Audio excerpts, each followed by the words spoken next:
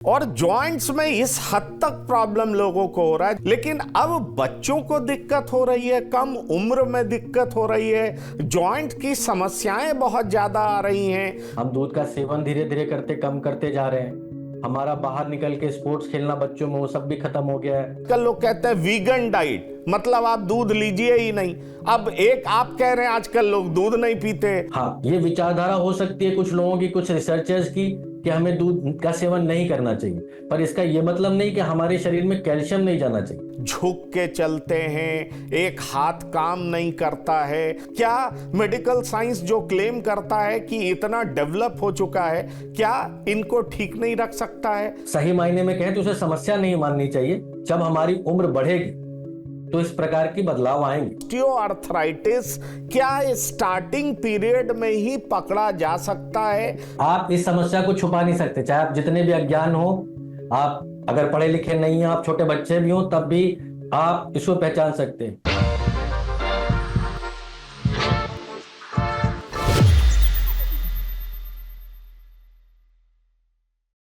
नमस्कार, मैं हूं पंकज कुमार।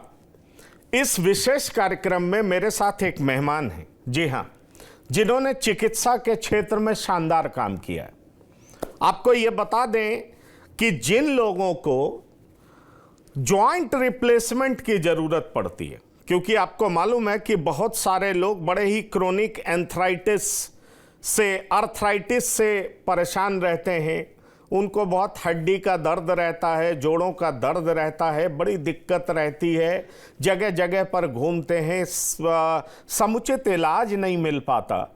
तो निश्चित तौर पर उन्हें एक ऐसे चिकित्सक की ज़रूरत होती है जो कि उनका इलाज कर सके। आज हमारे साथ वैसे ही एक चिकित्सक हैं जिनका नाम है डॉक्टर स्वरूप पटेल, और वो डायरेक्टर रोबोटिक जॉइंट रिप्लेसमेंट है। मतलब जॉइंट रिप्लेसमेंट किस प्रिसीजन के साथ किया जाए, कितना परफेक्शन के साथ किया जाए, इसमें इनकी मास्टरी है।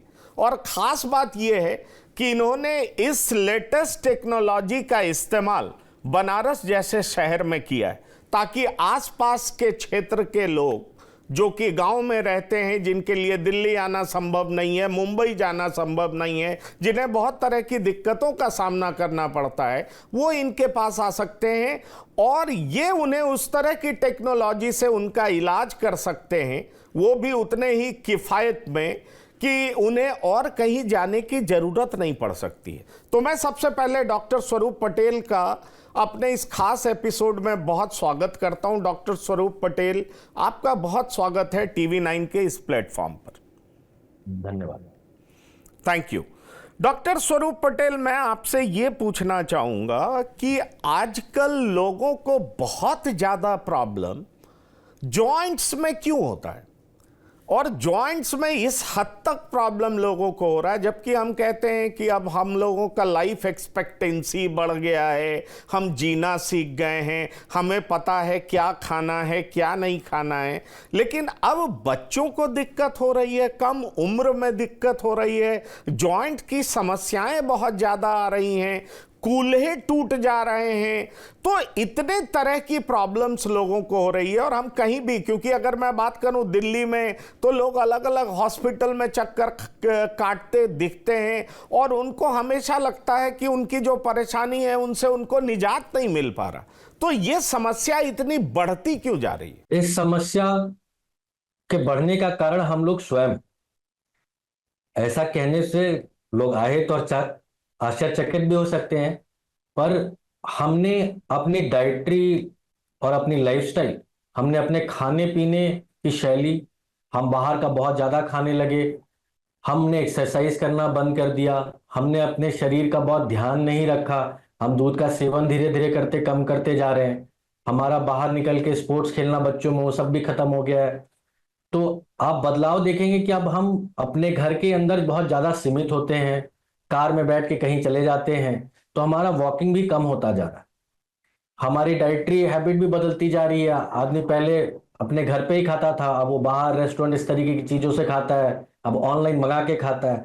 हालांकि मैं इसके विरोध में नहीं हूं, लेकिन हमें अच्छा खाना है, हमें स्वस्थ रहना है, हमें एक्सरसाइज करनी है, अपने वजन को संतुलित रखना है। समय समय पे जैसे जैसे उम्र बढ़ती है, हर उम्र के पड़ाव पे कुछ शारीरिक जरूरतें होती हैं, उसे हमें समझना है और उनमें अगर हम कोई कमी कर रहे हैं तो हमें उसे दूर करना है। अगर हम ऐसा कर पाते हैं तो हम बहुत सारी समस्याओं को, जिनमें से जोड़ों की गठिया और ऑस्टियोआर्थराइटिक पेन्स, ये सारी चीजों को हम दूर कर सकते हैं।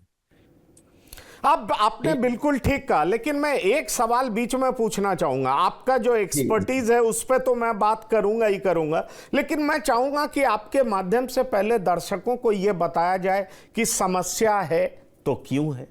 क्योंकि अगर ये दर्शक जान जाएंगे, कहते हैं ना precaution is better than cure, तो अगर प्रिकॉशंस लेना शुरू कर देंगे, क्योंकि आजकल लोगों में एक ये फीलिंग्स अब भी आ रही है कि अब हम अपने हेल्थ का बेहतर ध्यान रखते हैं, हमारे अंदर अवेयरनेस बहुत ज़्यादा बढ़ गया है, लेकिन हम देखते हैं कि अब लोग ज़्यादा बीमार पड़ते हैं। एक तरफ टेक्नोलॉजी में एडवांसमेंट दिखता है, मेडिकल फैसिलिटीज बढ़ती जा रही है, तो दूसरी तरफ बीमारियां भी बढ़ती जा रही।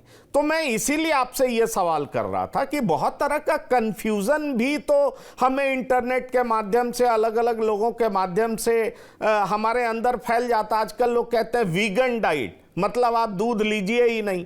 अब एक आप कह रहे हैं आजकल लोग दूध नहीं पीते, कहीं पर यह कॉन्सेप्ट चल जाता है कि भाई आप इस तरह का डाइट लीजिए, क्योंकि ये जो दूध हम पी रहे हैं वो बड़ा अननेचुरल सा दूध है, क्योंकि इसमें जो प्रोटीन है वो डाइजेस्टेबल नहीं है। और वो पता नहीं न्यूजीलैंड का रिसर्च वगैरह भी कोट कर देते हैं, क्योंकि हम जर्सी गाय का दूध पी रहे हैं। पहले देसी गाय के दूध में कोई और प्रोटीन होता था, विटामिन होता था, जर्सी में कोई और है जो कि ह्यूमन बॉडी के द्वारा डाइजेस्टेबल नहीं है, इसलिए हमें नहीं पीना चाहिए। तो एक ये भी फैशन काफी चल गया है कि मिल्क और मिल्क प्रोडक्ट से दूर रहिए, पर अगर आप मिल्क नहीं लेंगे तो आपका बोन कैसे ठीक रहेगा, और बोन ठीक नहीं रहेगा तो आप चल कैसे पाएंगे, खड़े कैसे हो पाएंगे।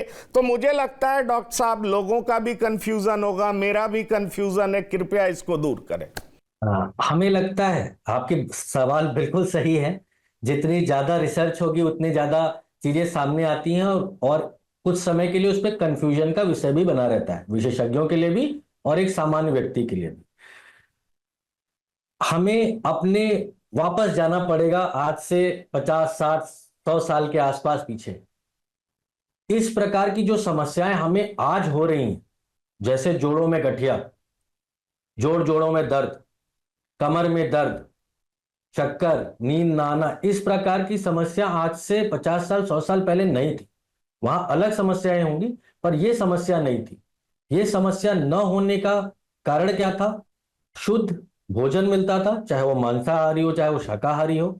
लोग उसे पाने, अपनी जीवन शैली जीने के लिए मेहनत करते थे, तो शरीर एक श्रम करता था जिससे कि और बेहतर बनता था, जो कि आज युग में छूटता जा रहा है। जैसे रही बात हमारे कैल्शियम दूध न लेने की, तो कैल्शियम एक बहुत जरूरी पार्ट है।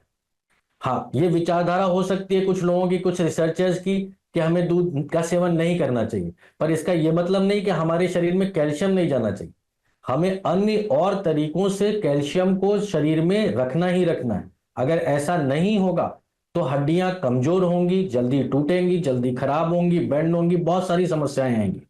तो उस लिस्ट में नहीं जाकर, पर मैं अपने श्रोताओं से, सभी से इस बात का आग्रह करूंगा, 3 चीज बहुत महत्वपूर्ण है। आप किसी भी विचारधारा को मानते हो, शरीर में जो जरूरी तत्व है वो आप तक पहुंचने चाहिए, जिस भी माध्यम से।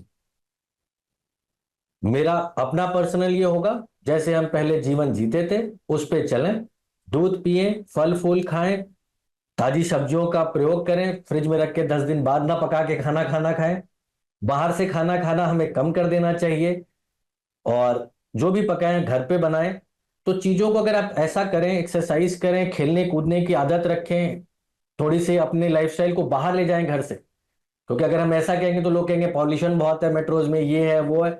पर अगर आप बाहर जाएंगे तो आप शायद प्रकृति को भी सुधारेंगे और अपने आप को भी। घर में बैठ के फिल्टर लगा लेने से शायद समस्या का समाधान नहीं हो सकता।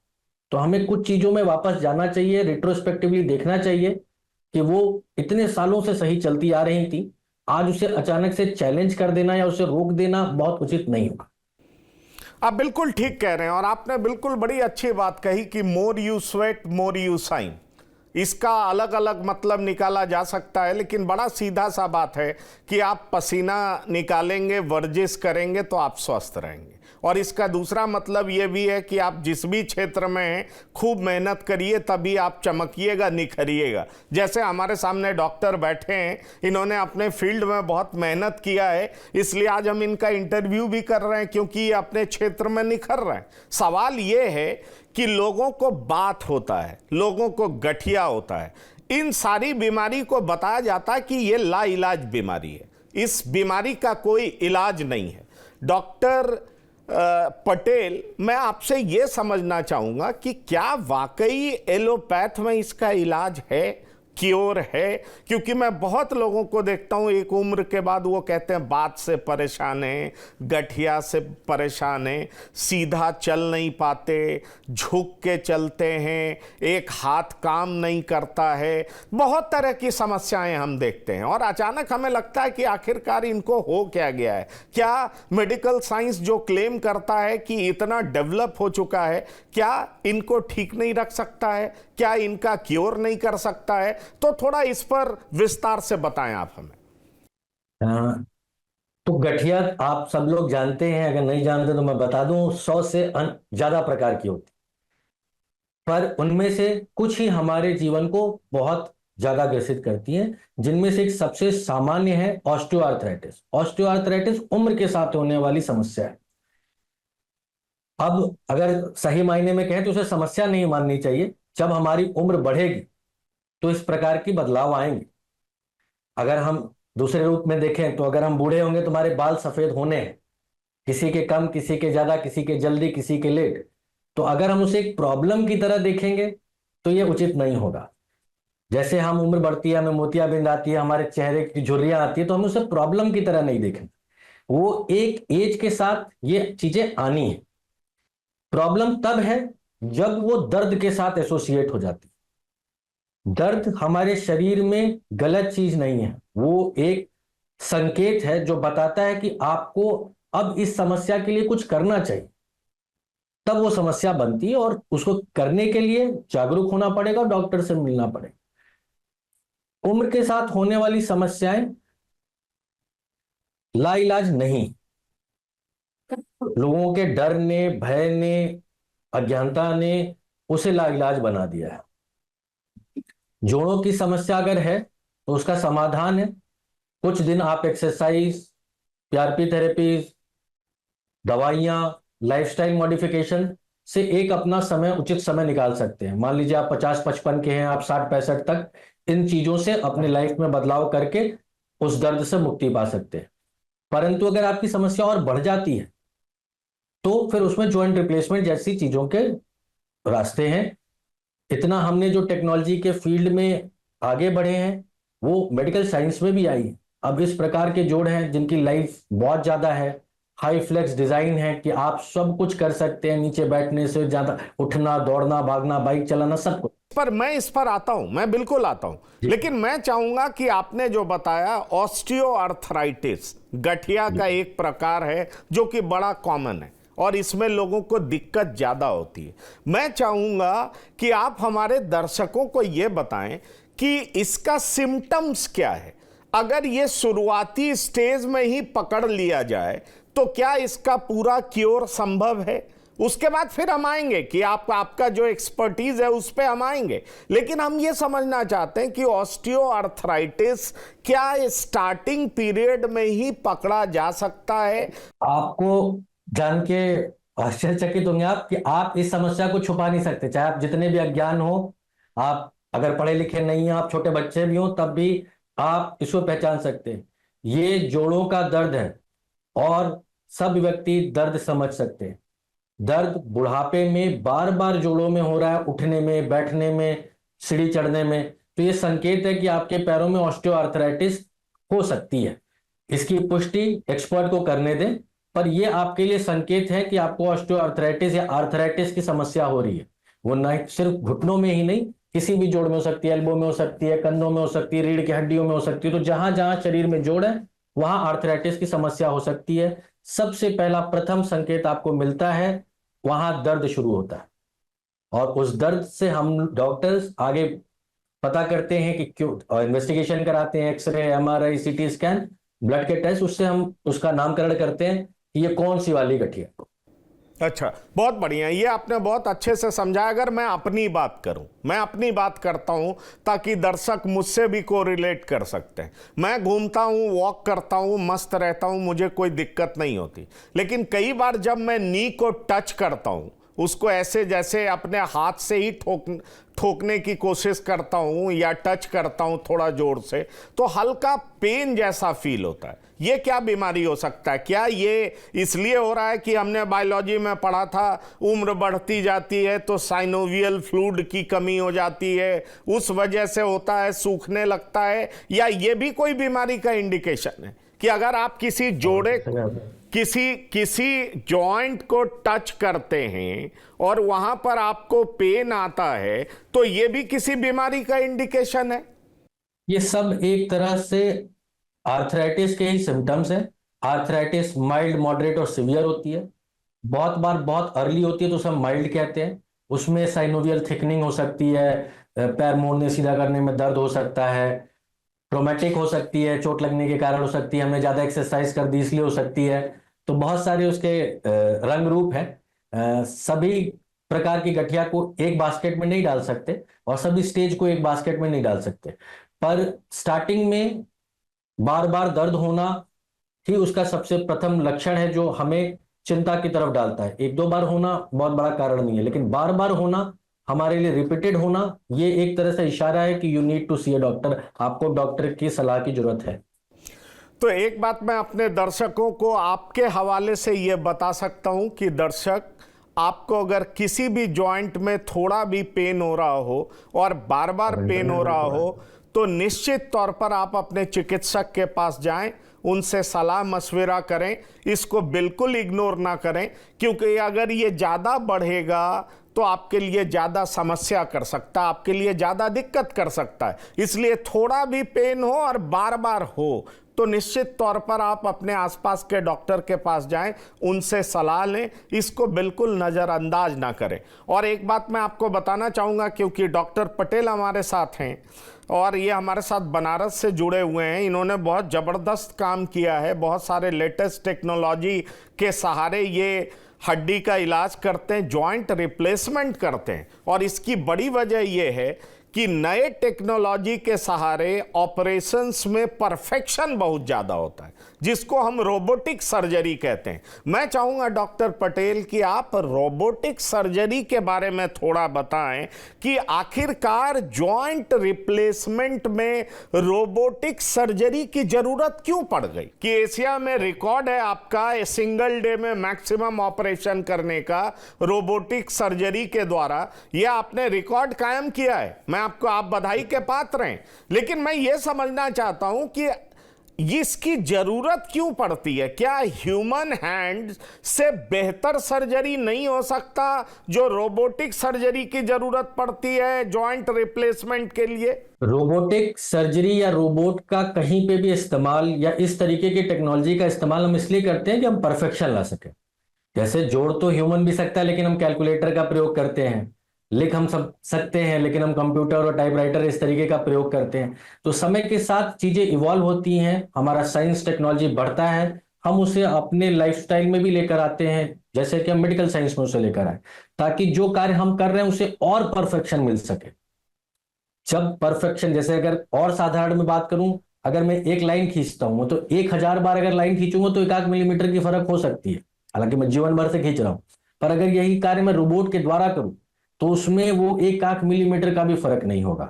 तो जोड़ प्रत्यारोपण में ये देखा गया है कि कंपोनेंट का सही बैठना, ये कंपोनेंट का सही बैठने का अर्थ है जो हम सतह लगाते हैं, ये बिल्कुल अगर साधारण बात करूं तो घोड़े की नाल जैसा है, तो उस नाल की फिटिंग सही बैठनी चाहिए।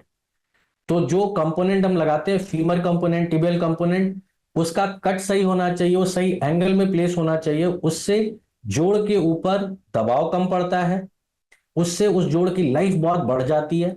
रोबोट हमें एक और चीज का फ्रीडम देता है कट्स के साथ साथ, कि हमें जो मांसपेशियों को संतुलित करना होता है, क्योंकि आप देखेंगे तो लोगों के पैर टेढ़े होते हैं, टेढ़े होते जाते हैं, इसलिए ही हम जॉइंट रिप्लेसमेंट की तरफ बढ़ते हैं, क्योंकि वो आखिरी रास्ता होता है। तो जब इस प्रकार के समस्याएं होती हैं तो रोबोट हमें बहुत कम मैनिपुलेशन के साथ, बहुत कम छेड़खानी के साथ सबसे बेस्ट रिजल्ट देने का कार्य करता है। तो रोबोट और मैं समझ गया बिल्कुल। और मैं चाहूंगा कि दर्शकों को यह बताऊं भी कि रोबोट की वजह से जो सर्जरी है उसमें परफेक्शन बहुत ज्यादा होता है, प्रिसीजन के साथ ऑपरेशन होता है, चांसेस उसमें खराबी का या बोन सेट करने का बहुत कम हो जाता, मिनिमाइज हो जाता है, क्योंकि रोबोट करता है जो कि परफेक्शन के साथ करता है। अब मैं आपसे एक सवाल पूछूंगा, क्योंकि अक्सर मैंने देखा है, सुना है, अपनी फैमिली में भी देखा है, बुढ़ापे में लोग वॉशरूम जाते हैं, चलते फिरते गिर जाते हैं और उनका कूल्हा टूट जाता है। और कूल्हा टूटना इतना खराब होता है, मान लीजिए वो 80s के 80 साल के उम्र में हो, 75 साल के उम्र में हो, और कहा पहले ये जाता था कि इनका कूल्हा अब चेंज करने का कोई मतलब नहीं है, पर अगर आप चेंज नहीं करो तो वो कोई भी दैनिक कार्य खुद कर नहीं पाते हैं, उनकी लाइफ बड़ी ही बर्डनसम हो जाती है। ऐसे में सवाल उठता है कि क्या कूल्हे के चेंज में भी आपके यहाँ रोबोटिक सर्जरी के द्वारा इस तरह की सुविधा है क्या? कूल्हे में भी रोबोटिक्स का बहुत यूज है। जिन उस एज उम्र की बात हम लोग कर रहे हैं, जो बूढ़े गिर जा रहे हैं, तो गिरने का कारण है क्योंकि उनके गठिया होती है, इनकोऑर्डिनेशन होता है, रात में उठते हैं तो सुनने की क्षमता कम हो जाती है, आंखों से दिखता कम है, इसलिए उनको फ्रैक्चर्स होते हैं। तो जब भी इस प्रकार का होता है तो एक सर्टेन में, जब इंट्रा कैप्सुलर फ्रैक्चर उसे कहते हैं, जब नेक टूटती है, तब हम लोगों को हिप रिप्लेसमेंट पार्शियल या टोटल हो सकता है, हम आधे गोले को चेंज करें और टोटल में हम दोनों सरफेस को चेंज करते हैं, एस्टाबुलम और हेड को भी। तो इसमें भी हम रोबोट का इस्तेमाल करते हैं और लोगों को इससे भी एडवांटेज होता है। हालांकि ये एडवांटेज हम लोग यंग में ज्यादा देखते हैं, जो यंग है उनको भी गठिया के कारण उनके जोड़ खराब हो जाते हैं।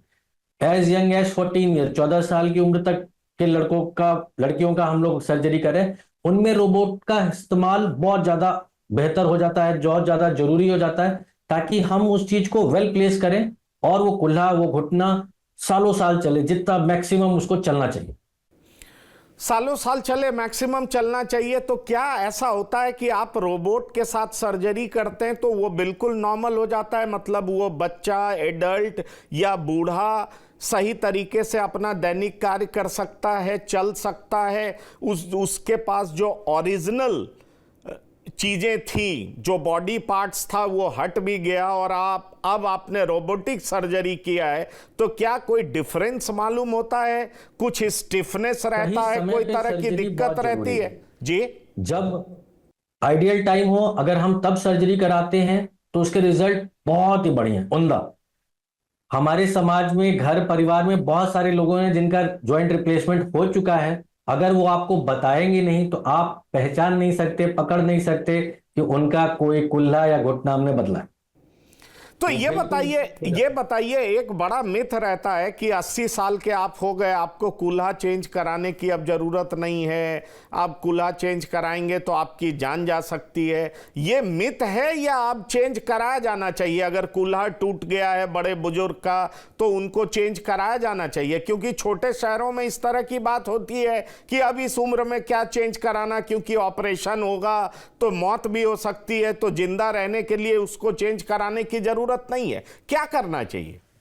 ये एक गलत धारणा है। जैसा कि आपने सही कहा कि अभी उस प्रकार से जैसे एक्सेप्टेंस मेट्रो शहरों में है, वैसी छोटे शहरों में नहीं आई है। ऑपरेशन से जान जाने का कोई खतरा नहीं होता। अब जैसे सब चीज में एडवांसमेंट आया है, एनेस्थीसिया के टेक्निक्स में भी आया, अब से उस हिस्से को सुन्न करते हैं जहां हमें सर्जरी करनी होती है। ना पेशेंट बेहोश होता है, ना उसे कहीं कोई दर्द होता है।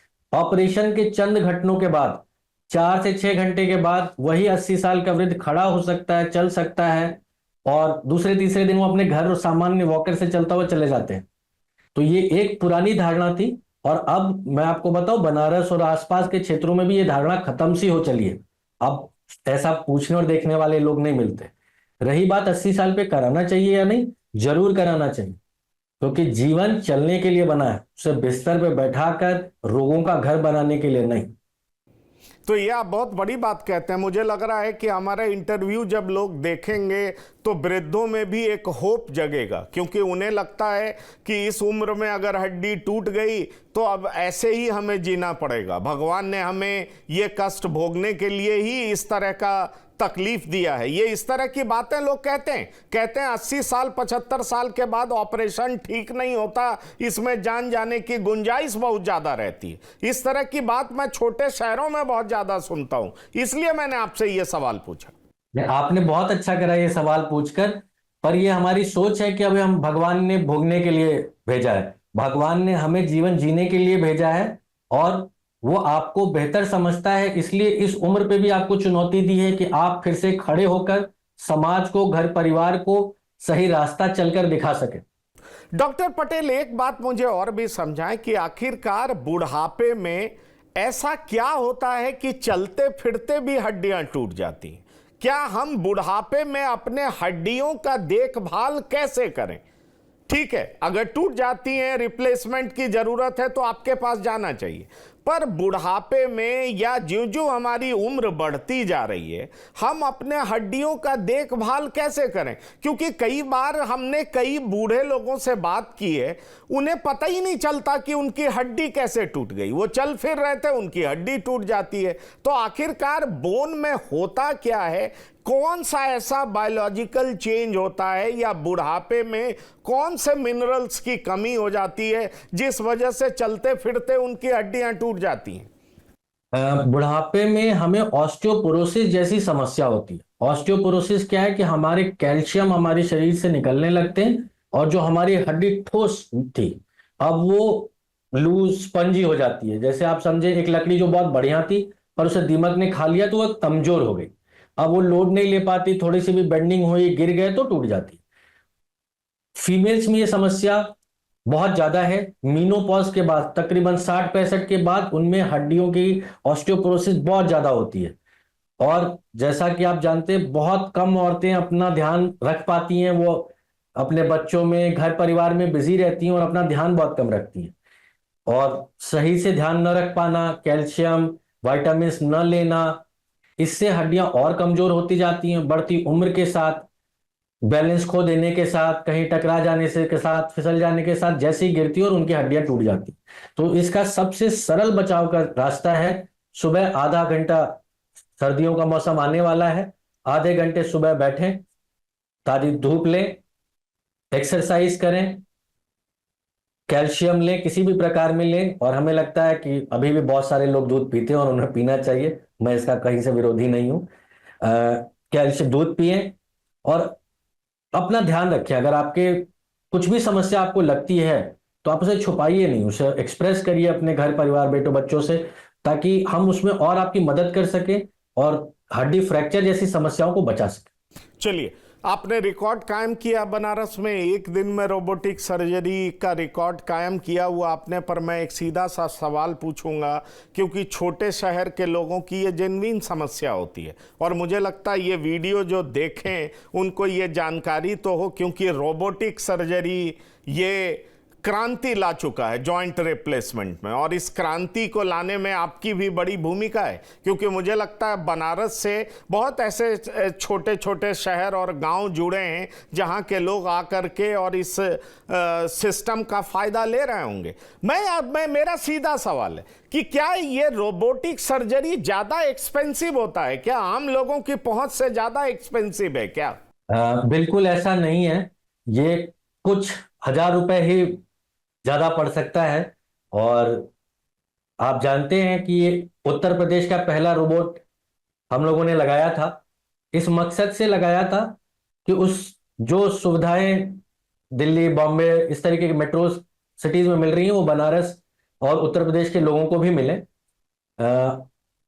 बहुत मिनिमम कॉस्ट, या आप समझे बिल्कुल ना कॉस्ट के बराबर हम उसे रखते हैं।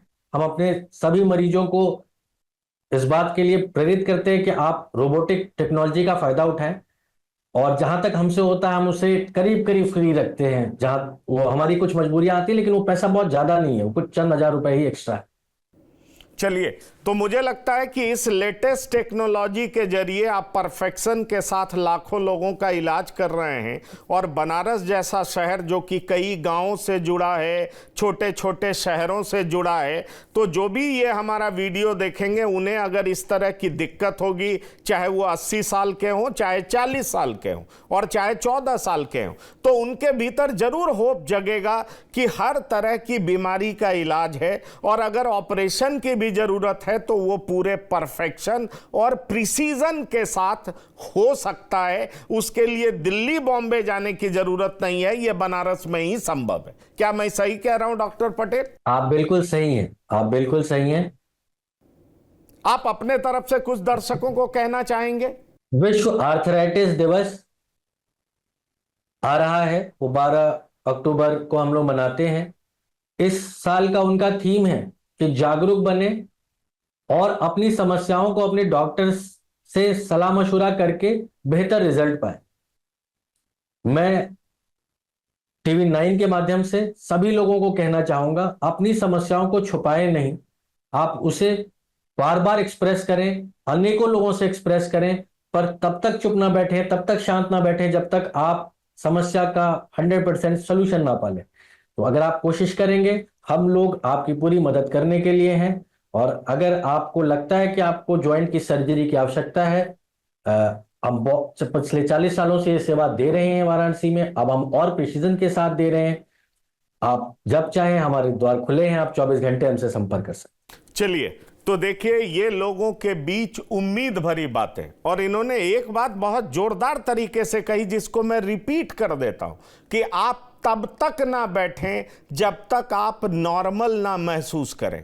मतलब अगर आप बीमार हुए भी हैं तो उसका पूरा इलाज संभव है, और पूरा इलाज विद परफेक्शन संभव है, विद प्रिसीजन संभव है। मतलब अगर आपको जॉइंट रिप्लेसमेंट की भी जरूरत पड़ेगी, किसी भी तरह की आर्थराइटिस है, तो पहले से आप चौकन्ने रहें। थोड़ा भी दर्द हो रहा है और बार बार हो रहा है तो अपने आसपास के डॉक्टर से सलाह मशविरा करें। लेकिन अगर ये दर्द कंट्रोल नहीं हो रहा है तो आप बिल्कुल ना घबराएं।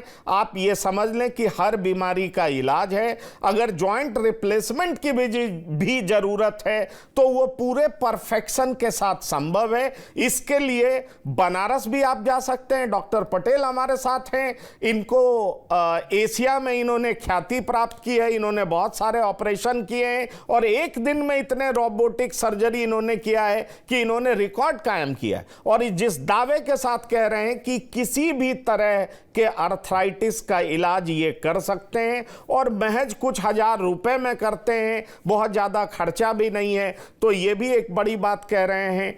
डॉक्टर स्वरूप पटेल, आपने हमसे बात की और हमारे जरिए आप लोगों के भीतर जो होप जगा रहे हैं, उम्मीद जगा रहे हैं, क्योंकि कहा यह जाता है कि एक बार आर्थराइटिस हो गया तो आपको लाइफ लॉन्ग इसको कैरी करना होगा, और आप सीधा इसको कह रहे हैं कि नहीं, हर तरह की बीमारी का इलाज है और अगर रिप्लेसमेंट भी करना है तो परफेक्शन के साथ संभव है। इसके लिए ह्यूमन हैंड नहीं, रोबोटिक सर्जरी की भी जरूरत पड़ती है, तो हमारे पास है और हो सकता है इंडिया में और भी कई जगह पर होगा। पर आप ये कह रहे हैं कि इलाज संभव है, तो मुझे लगता है कि ये एक बहुत बड़ी उम्मीद है। लोग जो इस वीडियो को देखेंगे निश्चित रूप से लाभान्वित होंगे। और आपने जो प्रिकॉशन लेने की बात कही है, मुझे लगता है उसका भी लोग ध्यान रखेंगे कि किस तरीके से कैल्शियम का अपने डाइट में लें। और जो बड़े बुजुर्ग हो रहे हैं उनमें ऑस्टियोपोरोसिस की गुंजाइश बहुत ज़्यादा है, तो कैसे अपने बोन का ध्यान रखें जिससे कि उनका बोन बुढ़ापे में टूटे नहीं, और इनकेस अगर कोई दिक्कत है तो उसका इलाज कैसे करें। इस सारी जानकारी आपने दी, इसके लिए डॉक्टर स्वरूप पटेल बहुत बहुत धन्यवाद और शुक्रिया। तो टीवी 9 से बात करने के लिए आपका बहुत बहुत धन्यवाद और आभार। तो ये थे डॉक्टर स्वरूप पटेल, जिन्होंने पूरी जानकारी दी कि जॉइंट रिप्लेसमेंट किस तरीके से रोबोटिक द्वारा किया जा सकता है और किसी भी तरह के आर्थराइटिस का इलाज संभव है। तो निश्चित तौर पर आप इस वीडियो को देखें और साझा करें, शेयर करें, ज़्यादा से ज़्यादा लोगों में फैलाएं, ताकि इस बीमारी को लेकर के तमाम जो भ्रम है वो दूर हो सके। 12 तारीख को विश्व आर्थराइटिस डे भी है, तो आपसे दिवस भी है, तो आप समझ सकते हैं कि लोगों के बीच में जागरूकता के लिए ये क्यों ज़रूरी था। इसलिए हमने आपके बीच ये वीडियो लाने का प्रयास किया है। बहुत बहुत धन्यवाद और शुक्रिया। इस प्रोग्राम में इतना ही।